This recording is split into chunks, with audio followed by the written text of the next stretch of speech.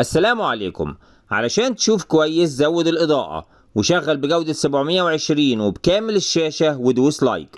إيران هي دولة كبيرة جدا موجودة شرق الوطن العربي، مساحتها 1,648,000 كيلومتر مربع، وعدد سكانها حوالي 90 مليون نسمة، ولها حدود مع عدة دول. هنا في الشرق باكستان اللي عاصمتها إسلام أباد، وأفغانستان اللي عاصمتها كابول، وفي الشمال حدود مع تركمانستان اللي عاصمتها عشق أباد، وفي الشمال أيضا أذربيجان اللي عاصمتها باكو. وإيران لها حدود مع إقليم أذربيجاني منفصل جغرافيا عن أذربيجان ويسمى إقليم نخجوان، ولكنه تابع سياسيا لأذربيجان ولا يسعى للانفصال عنها. وإيران لها حدود قصيرة مع أرمينيا وتركيا، وحدود طويلة مع العراق. وإيران ليست دولة حبيسة، ولكن لها ساحل طويل على الخليج العربي وساحل على خليج عمان المؤدي إلى بحر العرب والمحيط الهندي. وطبعا بتطل إيران على مضيق هرمز اللي بيفصل خليج عمان عن الخليج العربي.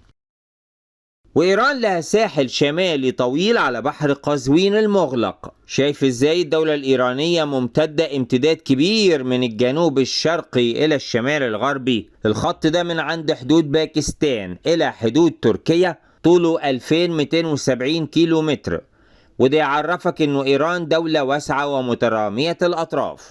إيران قريبة جدا من دول الخليج العربي، وإيران قريبة من روسيا لكن ملهاش حدود مع روسيا، فيفصلها عن روسيا أذربيجان وأرمينيا وجورجيا. والمنطقة دي المحصورة بين بحر قزوين والبحر الأسود اسمها منطقة القوقاز.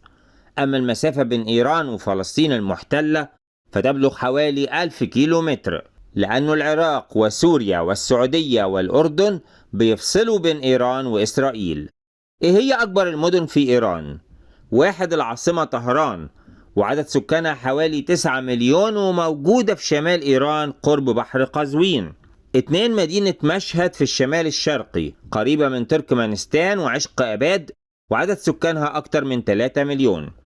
3. هي مدينة أصفهان، وعدد سكانها حوالي 2 مليون.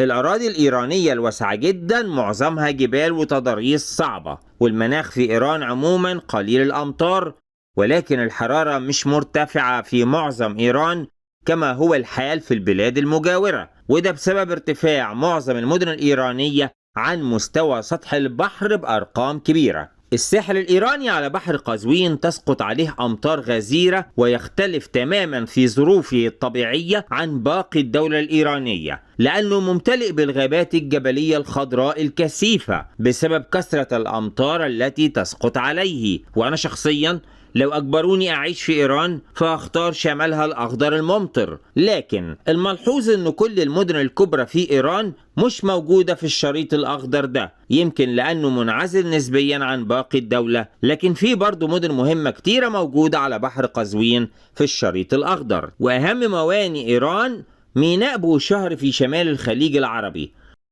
وميناء بندر أنزلي على بحر قزوين، وأكيد الميناء ده بيحصل بينه تبادل تجاري مع مواني تانية على بحر قزوين زي ميناء محج قلعة الروسي في منطقة القوقاز، لكن مفيش حدود برية مشتركة بين روسيا وإيران. شكرا والسلام عليكم ورحمة الله وبركاته.